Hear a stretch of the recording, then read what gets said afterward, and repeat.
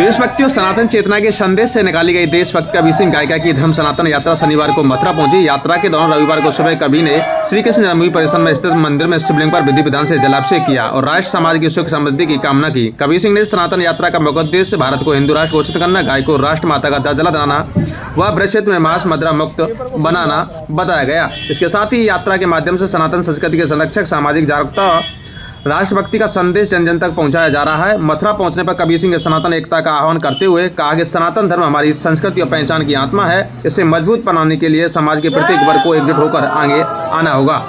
उन्होंने ब्रजभूमि की पावन धरा पर अपने विचार साझा किए और गौ रक्षा को राष्ट्रहित को जोड़ते हुए इसे समय की आवश्यकता बताया। धर्म सनातन यात्रा के दौरान श्रद्धालुओं और समर्थकों के बीच कबीर का जगह जगह स्वागत किया गया। यात्रा को ऐतिहासिक बताते हुए उनके विचारों का समर्थन किया गया। तो देखिए ये खास रिपोर्ट।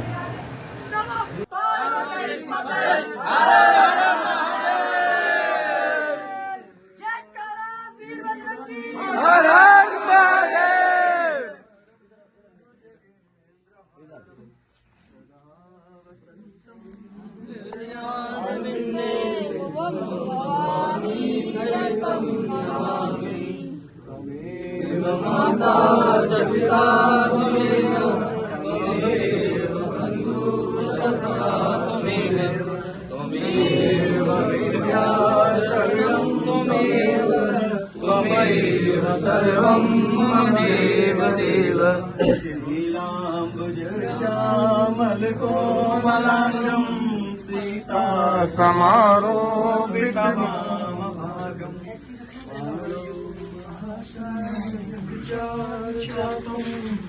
नमामि रामं रघुवंशनाथम्।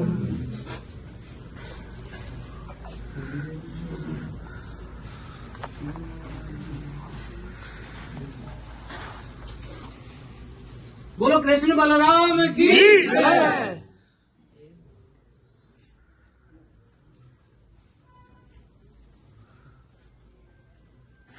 देवता मैं एकदम कष्ट कर लिया झगड़ा पर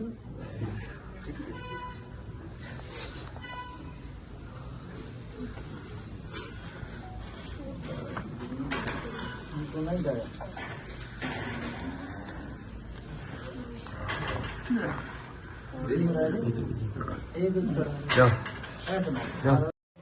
जी आज आप मथुरा में हैं, एक संकल्प आपके द्वारा लिया गया, पूरा संकल्प क्या था, कहाँ से आप चले और आज मथुरा में आप आए हैं, क्या रहा पूरा कार्यक्रम?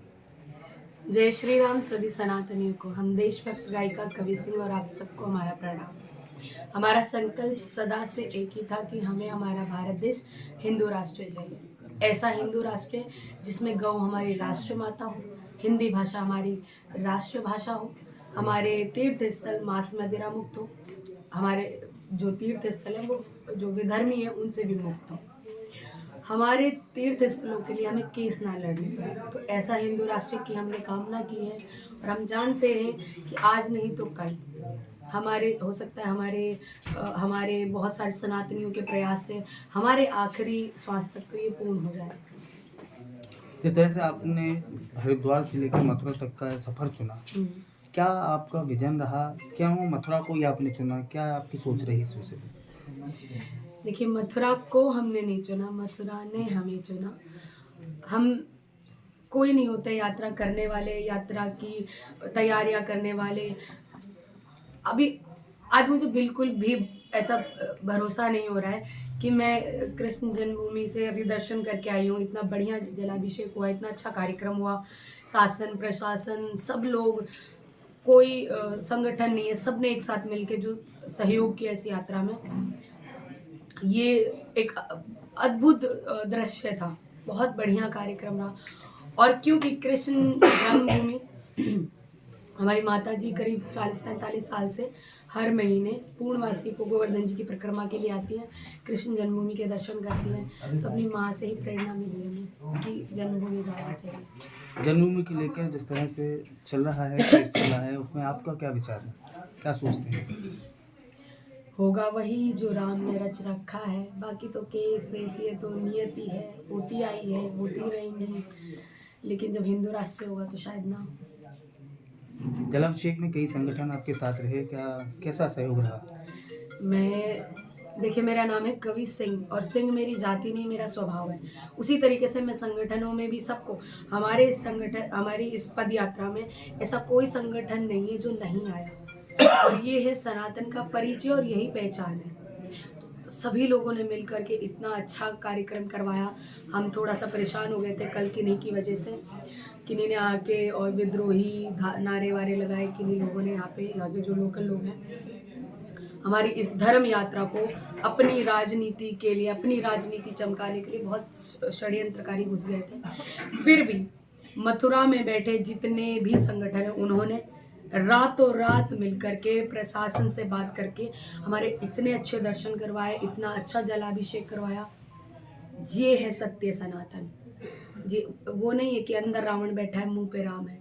वैसे वाले लोगों की सदा हार होगी, जैसे आज हुई। कन्नी सेना के कार्यालय पे इस समय आप मौजूद हैं, वह भी आपके लोगों के साथ रहे, कैसा सहयोग रहा उनका? भैया का बहुत अच्छा सहयोग रहा। वृंदावन में उन्होंने हमारी रहने खाने की व्यवस्था की, यहाँ पे रहने खाने की व्यवस्था की। आज हमने उपवास भी, आज हमारा पूर्ण हुआ है तो हमने प्रसाद से वहाँ पूर्ण किया था।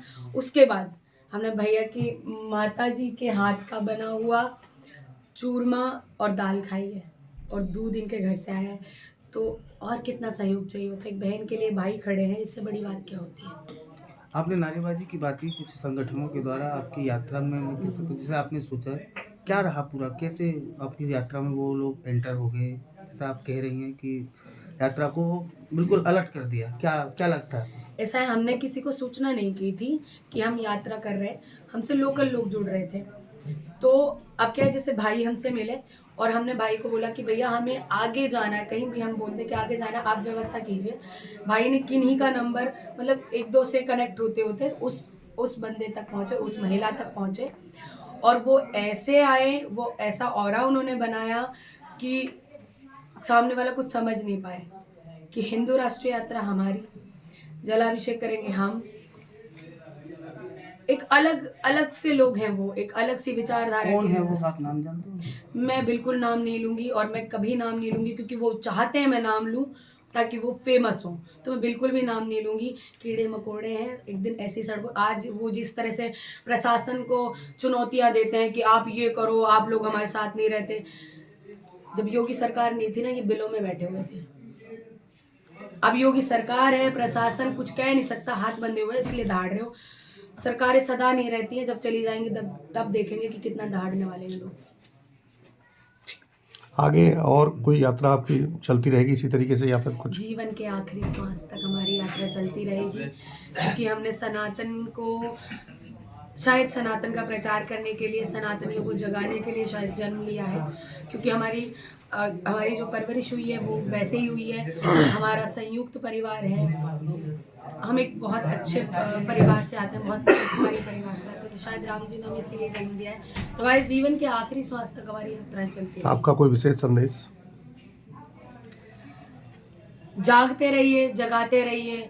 अगर आगे ना चल सको तो आगे चलने वालों का किसी भी तरीके से समर्थन कीजिए, तन मन धन बल किसी भी तरीके से कीजिए। और अगर वो भी नहीं कर सकते तो कम से कम टांग मत खींचिए। लास्ट में आपके गाए हुए एक गाने की पंक्ति जरूर आप सुनाएं। देखिए, हमारा एक बहुत प्रिय गाना है, हमारे पिताजी ने लिखा है, बहुत सुंदर लिखा है उन्होंने। और क्योंकि हमारी यात्रा एक धर्म यात्रा है, सनातनियों को जगाने का प्रयास कर रहे हैं, तो आपको वही लाइन सुना देते हैं। उठो हिंद के शेरों जागो, उठो हिंद के शेरों जागो, माँ ने तुम्हें पुकारा है। कहो गरज कर हम हिंदू और हिंदुस्तान हमारा है। गला खराब है, कभी फिर सुनाएंगे आपको बढ़िया से। जय श्री राम। बहुत बहुत